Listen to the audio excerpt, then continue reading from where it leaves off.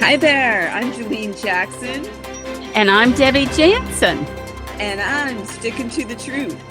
Yes, we are sticking to the truth today, aren't we, Julene? We are two motormouth mamas willing to discuss current events with honesty and boldness. We are truth warriors. No lie is too big and no deception too small. We are sticking to the truth. Are you sticking to the truth? I hope our listeners are sticking to the truth today, Julene. There are so many lies out there that you have to discover what they are and beat them down, but I hope they're sticking to the truth. So what is your 60-second tip for today? Woo! Well, we are right in the season of elections here. We are 1 week away from a presidential election, and it seems like someone has turned the dial up to a 10, right? There's just a lot of incendiary and insulting things being said and done right now. The candidates are, traipsing all over the country. President Trump was just in Madison Square Garden in New York City on Sunday. Vice President Harris spoke on the ellipse right next to the White House last night. And I just before I went to bed, I saw on the news, they said first it was 20,000 people, then 40,000, then maybe 75,000. So you know how the numbers are kind of getting inflated at this point. And so, I mean, I think the thought of your candidate not winning because just, some of it's just been ratcheted up, the dialogue back and forth, is causing a lot of people to feel anxious. And the thought came to me, Julene, your freedom comes from God, not government, not Washington, D.C., not the person in the White House. My freedom, my answers, my deliverance, my solution comes from above. And knowing that, everything's going to be okay. I mean, he is who I vote for every single day by the way I live my life. Yes.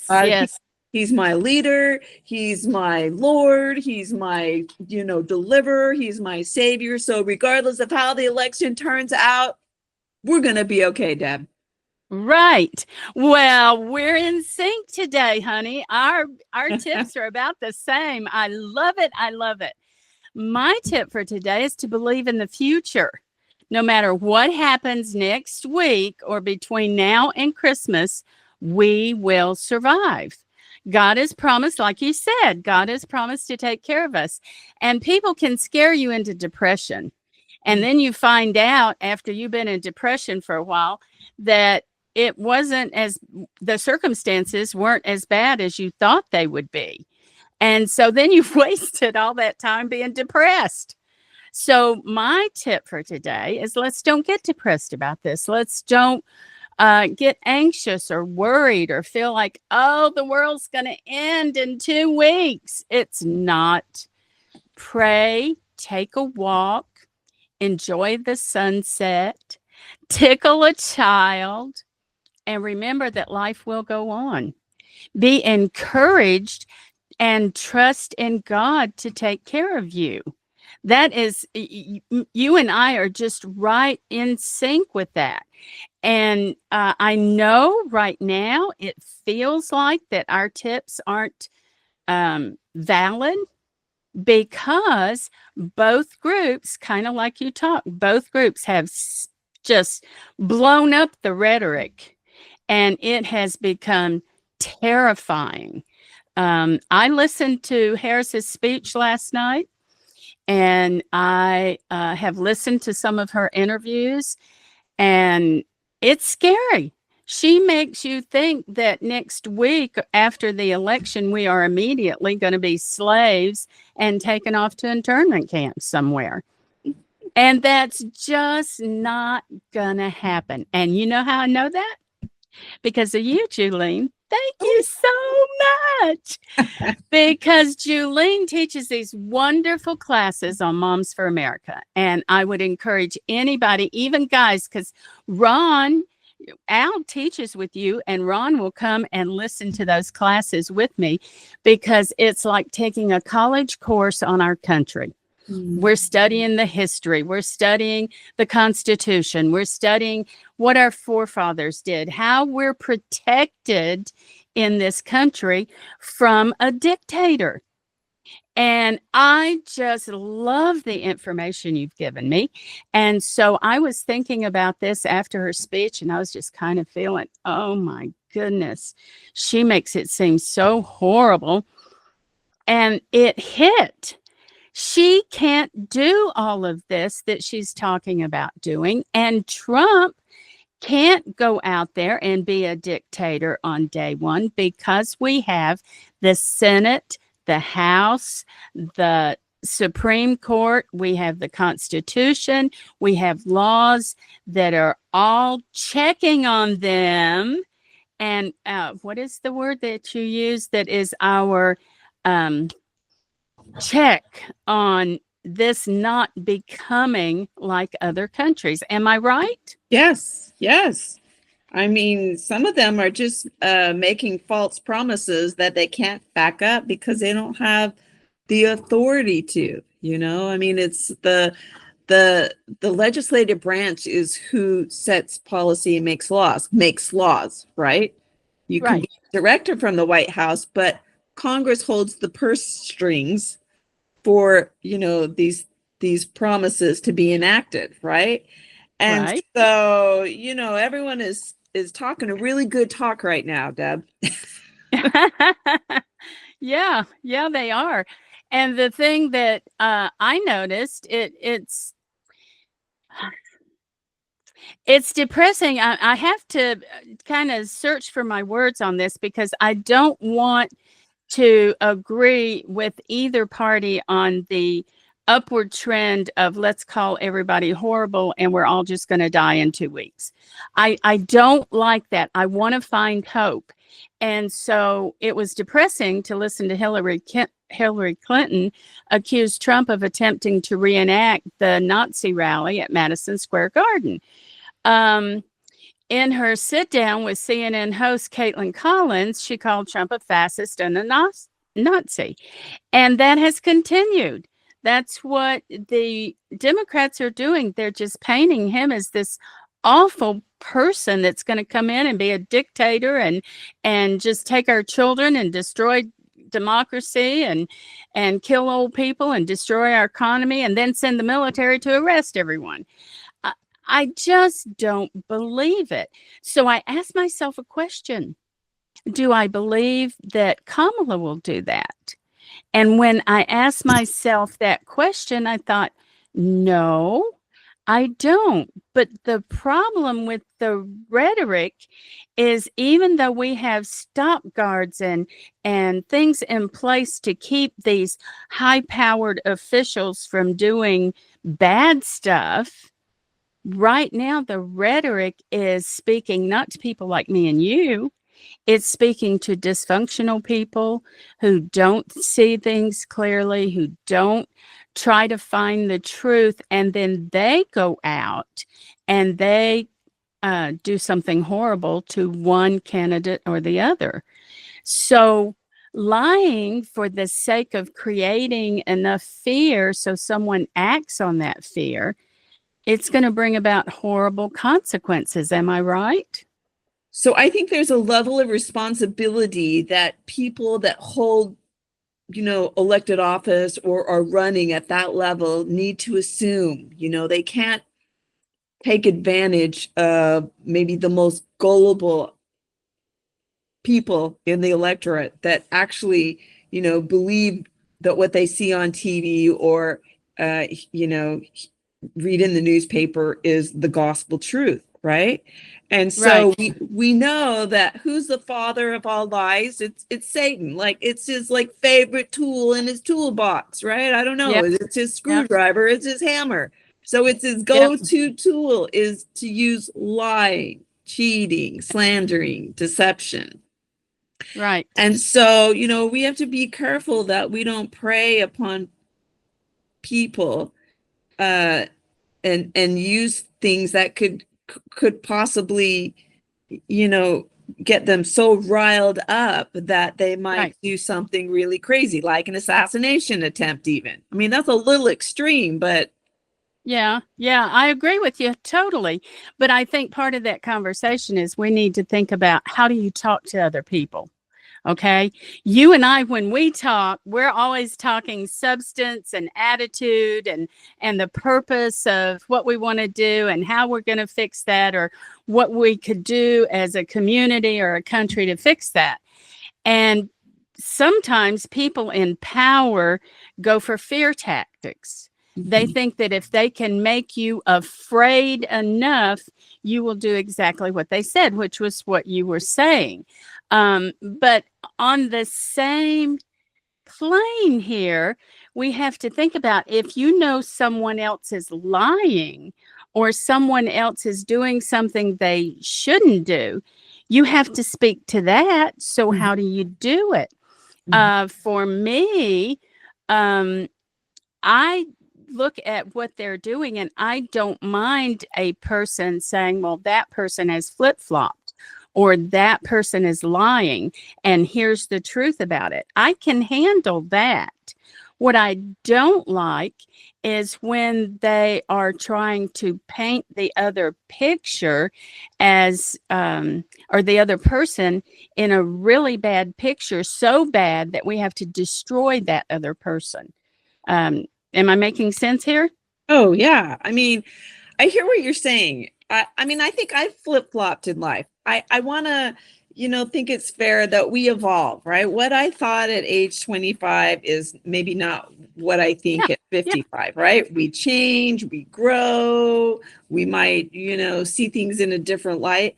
But that's completely different from someone that takes something out of context and as a means to paint someone in a bad light. Now, I think of the comedian that spoke this Sunday at Madison Square Garden yeah, for Trump. Now, I think there was like 30 speakers at that rally. It must have gone on for like 4 hours, seriously. But I think this comedian said something about Puerto Rico was a floating island of garbage. And I think he was implying that the trash pickup has been bad, right? yeah, But Kamala's people heard that and took it out of context to make Donald Trump appear like he's racist, that he thinks Puerto Ricans are garbage, And so I think that's lying because I yeah, don't, yeah, and I think maybe that comedian, I think he talked about blacks and Latinos and Jewish. I mean, he was going down the line, talking trash about everyone. But, when your enemy takes something out of context to make you appear something that you're not, I think that's a form of lying as well, right? So yeah, you need to yes, know the whole story, right, in life? yeah, yeah. You're absolutely right. And part of the problem is when you call someone bad all the time without sharing why they would be better or why you would be better at solving the problem. You have to get down to those facts. If you don't get down to the facts, then you're just going to continue to have a problem, right?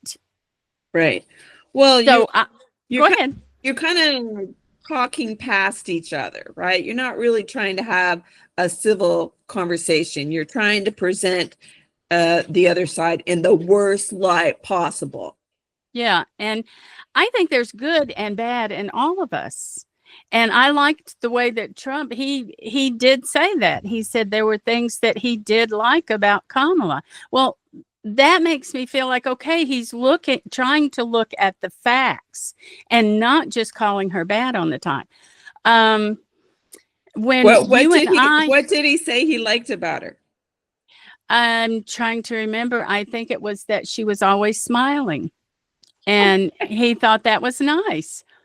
And That's a lot of fair. people have made fun about her cackle and stuff, and Yeah. it is a little, but he took that as a good thing. So, okay, Yeah. that's good.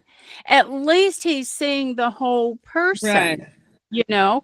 And Yeah. when you and I are talking, I like to share how I would solve a problem, but I keep my mouth shut if I don't know enough facts to share my beliefs or solve the problem, because inside I'm trying to work on it. Okay, give me more, Julene. Give me more, Julene.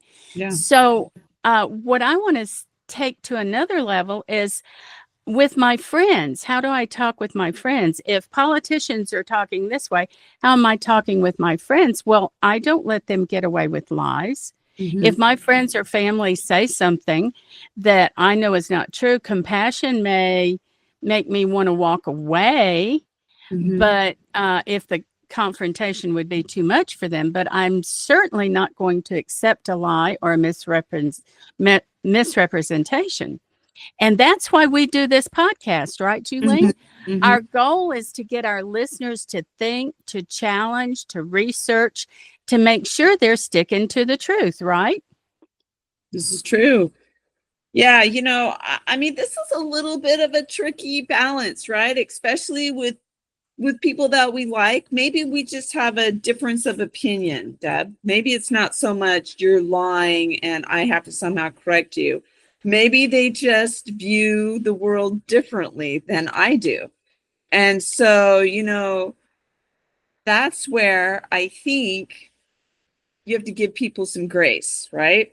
That, I okay, agree with that. I agree with that 100%.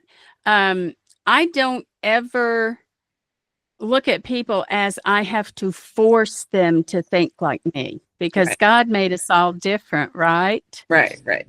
And there are things that you and I have talked about that we're different on, but we can still be best friends and we can still do things like this together because we understand that the other person has a right to an opinion.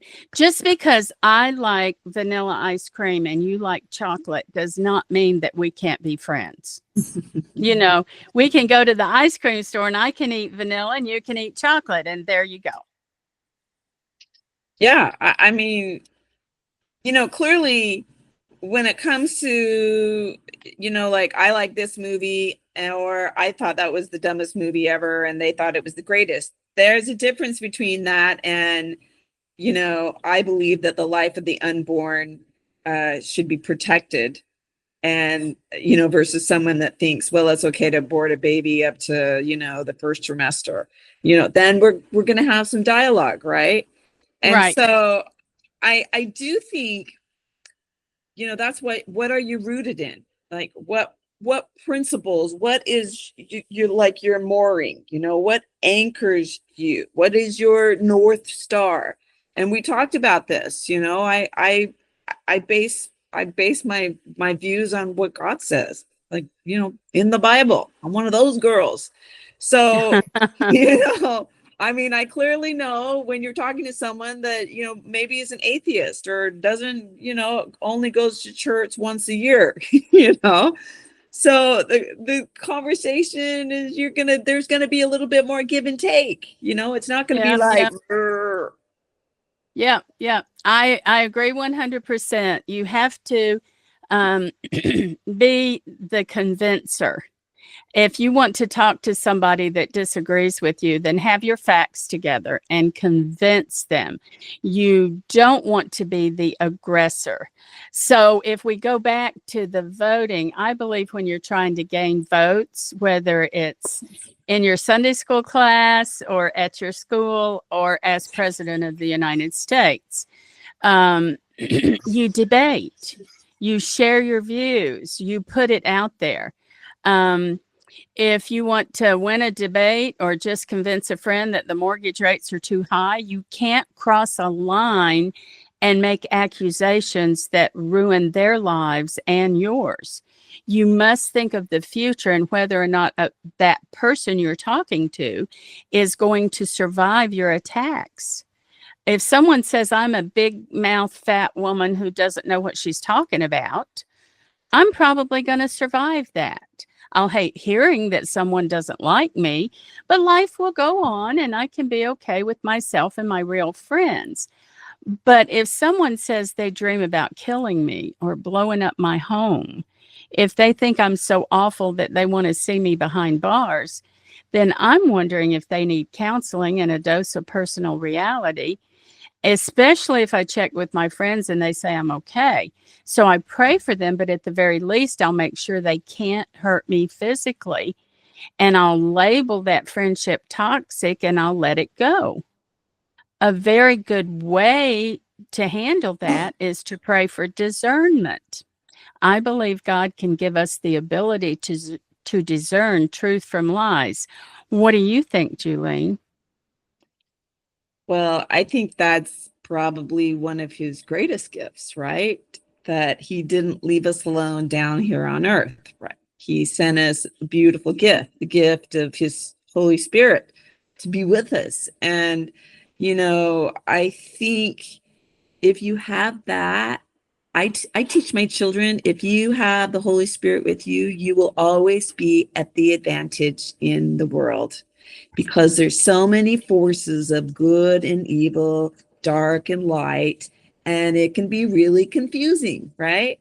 So Right. when you have the Spirit to let you know when something is dangerous or is warning you, or you just don't have a good feeling, wow, that is a beautiful gift. That's a beautiful gift, and I think that's one of the many blessings of having God in your life is Right. your discernment is high. Right, right. And do you believe that God has called us to be persuaders and not instigators? Oh, well, yeah. I mean, look at him. He was a persuader. He didn't shame or force or coerce people into anything. And he led by example. So where much is given, much is required. I mean, he showed us the way, and that's I think a persuader actually has to do more work, because they have to be more patient and more gentle and more forgiving, and they have to rein in their natural woman man tendencies to want to lash out and give it to someone who's misrepresenting something about you, right? Yeah, And yeah, it takes yeah. a real discipline, to Yeah, bring yeah, it yourself does. under control. And Mhm. we're not seeing we're not seeing a lot of that these days, certainly amongst the candidates. Yeah, yeah, exactly. It takes a lot more to gather all the facts that you need to put it together Yeah, and to give an honest opinion of what's going on. You yeah, can't just spew that out of your mouth. yeah, That comes from doing research and then praying about it and thinking about it and taking a walk and letting it mull over in your head. And then you go, oh, yeah, this is where the foot meets the road here on this particular fact or this thing that they're talking about. yeah. So I think what we're saying to our listeners today is let's don't get overly worried or anxious. God has all of this in his hands, right? And he's going to protect us and take care of us, and we're going to go forward. There'll be a lot of work to do no matter who wins. Yeah. There's a lot of work to do to get this country on its feet again. Would you agree? Oh, yeah. I mean, gosh, by the sweat of our brow, we left the Garden of Eden, and God knew that we were going to have to roll up our sleeves and work and compromise and, make mistakes and go back and have redos and say, I'm sorry, and try and be better. And so, of course, and it's going to take like all of us doing our part, right? That's the ideal. But I can't control everybody, Debbie, but I can control me, right? As for me and my Good house, point. Good point. I'm going to give it my best, or I'm going to try each day. And believe me, I fail every day, and I get on my knees and I ask God to help me be better the next day, and I do think that, as I remember, that look, we are all spiritual beings having a mortal experience. We are all spiritual beings having a mortal experience. And some of us, might be a little bit further along on the path than others. And we might have to, see where we can show some grace and help out. And there might be times when I have to, accept some counsel and correction and make some changes. And so, wherever we are on that road, sometimes we speed ahead, sometimes we fall back. If we can just remember that we all came from the same being, right? And we're all Right. spiritual beings having a mortal experience. We're trying to figure it out. Some people are figuring it out better than others. I try and attach myself to those that are figuring it out better, because then they raise my game. And I mean, Deb, that's how I consider our friendship. I just Me love too. your Me too. insights. You've raised me a lot, babe. And so, where I'm weak, you're strong. And so, we help each other. And so we want to find people that can fill in some of our holes or gaps of understanding. And I think that Right. takes a humble person that wants to find truth, just doesn't always want to be right, and is not always thinking about all glory to me and more power and more fame. But I want to have a life of meaning and purpose. I want to help other people. I want to accept help that other people might be able to give me. I don't know. I find I'm with you. I'm with you right there. I think a life without purpose is not a good life. We need purpose, and I think our purpose should be to find the truth. And that's why we started this podcast. We're sticking to the truth, because when you have the truth about any situation, your life is better. If you're anxious about this election, look for the truth in it. And when you find the truth, you'll vote for the right person. When you find the truth, you'll be kinder to other people. When you find the truth, and it just goes on and on and on, and elevates your life to a place to where you're not depressed or anxious or mad or crying all the time or seeing the future life as bad. Find that truth. I used to play a game with my kids, and you've told me how you do devotions with yours every morning to find the truth. My game was, we never listened to the radio in the car. What we did was we played the what if game. Okay, guys, you go into school this morning and your best friend is having a hard day and he slams the door on his locker and he calls you a bad name and walks away. What are you going to do? And in their responses, I led them to find out what the truth might be, even in that horrible situation. And when you find the truth, usually it's going to require you to have compassion, to follow certain rules, to be good to other people. And all of that's going to make your life better, right? Exactly. I mean, when you're grounded in truth, people could say the most asinine, foolish things, and you still can remain even keel. It doesn't set you off because, hey, you recognize it for what it is. Right, right. Well, we're out of time today, guys. So I want to thank you for being with us today. Please subscribe to this podcast and join us again when we discuss fresh topics. You can ask a question or request that we dig into a specific topic by writing me, Debbie, at debbiejansen.com. If you're discouraged, pick up a copy of my book, Praying for America and the Army of God. It's packed with inspiration and hope. Or you can try Minutes of Faith, which is a short little devotional that I know you'll love. Now, before we leave, next week, go vote. Everybody go vote. Vote your faith, vote your convictions, but go vote. And remember this, no matter how it turns out, God is with us and we're going to be okay. This is Debbie Jansen, and I'm sticking to the truth. This is Julene Jackson, and I'm sticking to the truth. We will see you next time. Bye-bye. Bye-bye.